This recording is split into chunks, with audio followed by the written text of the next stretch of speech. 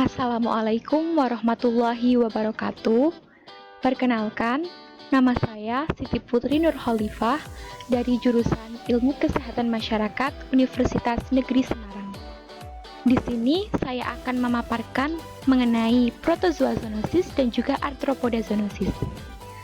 Untuk contoh penyakit yang diakibatkan oleh protozoa zoonosis, di sini saya mengambil contoh penyakit Trypanosomiasis africa.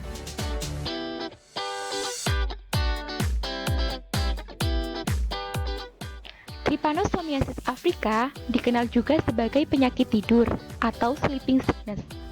Penyakit ini disebabkan oleh parasit mikroskopis dari spesies Trypanosoma brucei. Untuk penularannya, penyakit ini ditularkan melalui vektor lalat CC dari spesies Glossina, yang biasanya hanya ditemukan pada pedesaan di Afrika. Penyakit tidur ini dapat disembuhkan dengan obat-obatan, tetapi bisa berakibat fatal jika tidak diobati. Kemudian untuk distribusi geografisnya, untuk infeksi Trypanosoma brucei gambiens, ini endemik di bagian Afrika Barat dan Afrika Tengah. Kemudian untuk infeksi Trypanosoma brucei rhodensiensis, hanya terbatas pada Afrika Timur dan Afrika Tenggara. Kemudian untuk host dan vektor dari penyakit Trypanosomiasis africa ini, untuk infeksi Trypanosoma brucei gambiens, reservoir utamanya adalah manusia. Sedangkan untuk penyakit Trypanosoma brucei rhodensiensis, reservoir utamanya itu pada hewan ternak, primata maupun ungulata. Untuk vektornya, baik Trypanosoma brucei gambiens maupun rhodensiensis, vektornya itu sama-sama dari lalat, yaitu lalat CC dari spesies Glossina. Lalat CC mendiami daerah pedesaan, hidup di hutan dan belukar yang membentang di sabana Afrika Timur. Di Afrika Tengah dan Afrika Barat, mereka hidup di hutan dan tumbuh-tumbuhan di sepanjang sungai. Lalat CC ini terbang dan menggigit manusia maupun hewan pada siang hari. Baik lalat jantan maupun betina dapat menularkan infeksi. Meskipun sebagian besar infeksi ditularkan oleh lalat CC, namun diketahui penularan dengan cara lain juga dapat terjadi. Contohnya yaitu penularan dari ibu hamil kepada bayinya sebelum lahir. Kemudian juga secara teori, infeksi ini juga dapat ditularkan melalui transfusi darah dan kontak seksual. Untuk siklus penularannya, yang pertama itu selama lalat ini menghisap atau menggigit manusia, lalat ini kan membawa si Trypanosoma brucei. Kemudian Trypanosoma brucei ini akan masuk ke dalam tubuh manusia dengan wujud ataupun bentuk Trypomastigotes metalik. Kemudian Trypomastigotes metalik ini akan memasuki sistem limfatik dan masuk ke dalam jaringan darah. Setelah itu di dalam tubuh inangnya, baik manusia maupun hewan, si Trypomastigotes ini akan berubah menjadi Trypomastigotes aliran darah.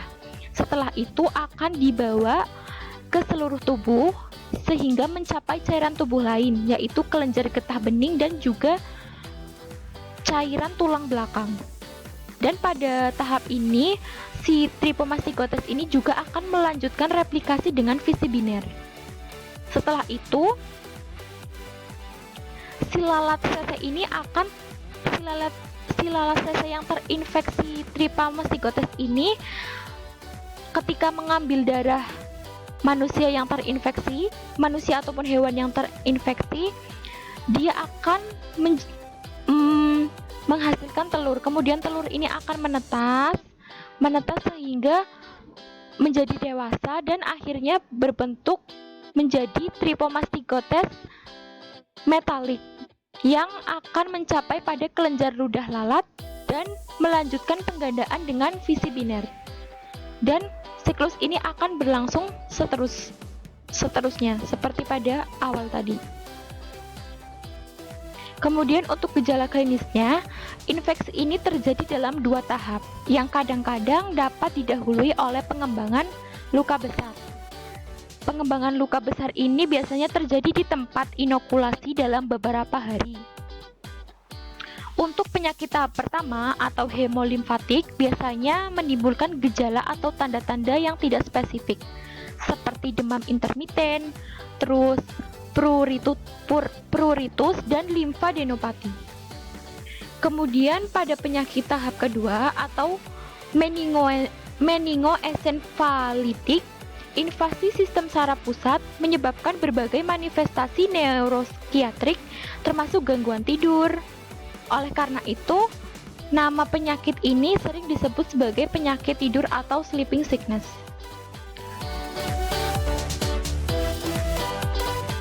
Mengapa trypanosomiasis ini begitu mematikan? Karena trypanosomiasis ini sangat rentan terhadap antibodi dan komplement. Selain itu, mereka juga hidup sepenuhnya terkena antibodi dalam aliran darah.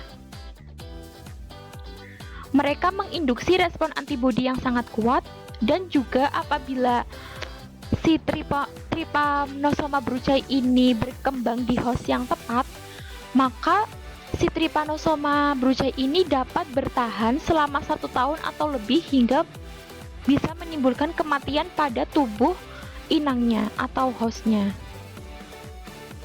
Kemudian untuk pengobatannya ini, menurut CDC, pengobatan yang dianjurkan ini bisa dilakukan dengan pentamidin.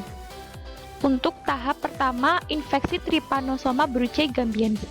Sedangkan obat-obatan lain yang bisa digunakan yaitu suramin, melasporol, eflornithine, dan nifurtimox. Sampai saat ini, tidak ada tes penyembuhan untuk Trypanosomiasis Afrika. Setelah perawatan, pasien perlu menjalani pemeriksaan cairan cerebrospinal selama 2 tahun, sehingga dapat dideteksi jika terjadi kekambuhan di kemudian hari. Kemudian untuk pencegahan dan kontrolnya, sampai saat ini belum ditemukan vaksin ataupun obat untuk profilaksis terhadap penyakit Trypanosomiasis Afrika.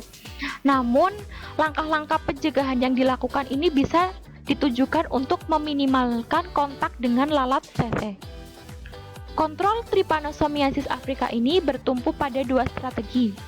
Yang pertama, mengurangi reservoir penyakit dan juga mengendalikan vektor lalat sese.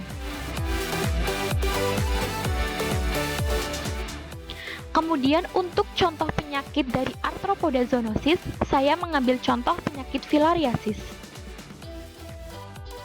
Penyakit filariasis adalah penyakit menular yang disebabkan oleh cacing filaria. Penyakit ini disebabkan oleh cacing filaria yaitu Wuchereria brancofti, Brugia malai, dan Brugia timori. Cacing filaria ini biasanya hidup di saluran dan kelenjar getah bening atau limfe, dan dapat mengakibatkan gejala akut dan kronis yang ditularkan oleh berbagai vektor nyamuk. Gejala akutnya ini berupa peradangan kelenjar dan juga saluran getah bening yang biasa disebut dengan adenoma limfangitis, terutama pada daerah pangkal paha dan ketiak, tetapi juga dapat terjadi pada daerah lain, misalnya pada alat kelamin baik pria maupun wanita. Selain itu, peradangan ini juga disertai dengan adanya demam yang timbul berulang kali dan dapat berlanjut menjadi abses yang sewaktu-waktu dapat pecah dan meninggalkan jaringan parut.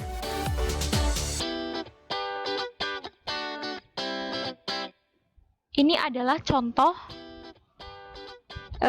dari gejala klinis penyakit filariasis, yaitu terjadinya limfedema dan hidrokel. Ini menyebabkan elephantiasis pada anggota gerak tubuh bagian bawah maupun atas. Ini contohnya pada kaki dan juga pada alat kelamin, baik pria maupun wanita. Sehingga penyakit ini sering disebut penyakit kaki gajah karena dapat menyebabkan elephantiasis pada anggota gerak bagian bawah atau kaki. Kemudian untuk agent penyebab filariasis ini ada 3, yaitu yang pertama Wuchereria brandkovti, banyak ditemukan di daerah perkotaan seperti Jakarta, Bekasi, Pekalongan, dan sekitarnya. Faktor utama dari spesies ini adalah nyamuk culex. Kemudian ada Brugia malayi, biasanya ini terdapat pada manusia dan hewan seperti kera, anjing, dan kucing. Kemudian yang ketiga ada Brugia timori. Faktor utama penularan dari spesies ini adalah nyamuk Anopheles. Seperti yang sudah saya jelaskan sebelumnya bahwa penyakit filariasis ini dapat ditularkan oleh berbagai spesies vektor nyamuk. Bisa dari spesies Aedes aegypti maupun Albopictus, kemudian dari spesies nyamuk Anopheles, culex, dan Mansonia. Untuk cara penularannya, yang pertama, nyamuk yang mengandung mikrofilaria, yaitu pada larva infektif stadium 3 ini akan menggigit tubuh manusia, sehingga mikrofilaria ini akan masuk ke dalam tubuh manusia, kemudian masuk ke dalam jaringan limfatik. Setelah masuk ke dalam jaringan limfatik ini akan tumbuh menjadi cacing dewasa setelah mengalami pergantian kulit selama 2 kali. Kemudian si cacing dewasa ini akan bermigrasi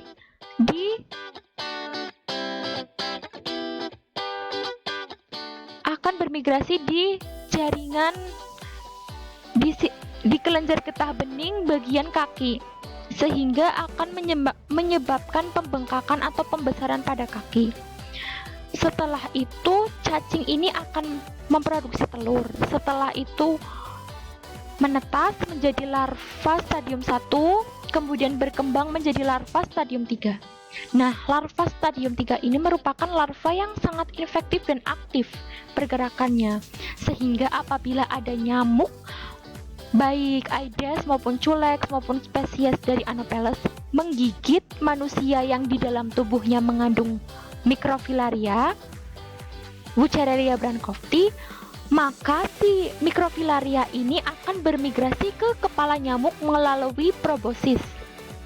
Dan setelah itu nyamuk ini dapat menularkan si mikrofilaria ini kepada manusia yang lainnya. Begitu siklusnya terjadi dari satu orang ke orang lain. Untuk pencegahannya yaitu bisa dilakukan dengan memberikan penyuluhan kepada masyarakat di daerah endemis maupun non-endemis mengenai cara penularan dan juga cara pengendalian vektor nyamuk. Kemudian bisa juga dengan mengidentifikasi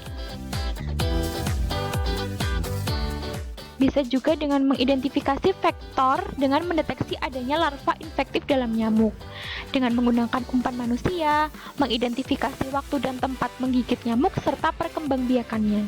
Dan yang terakhir yaitu dengan pengendalian vektor jangka panjang.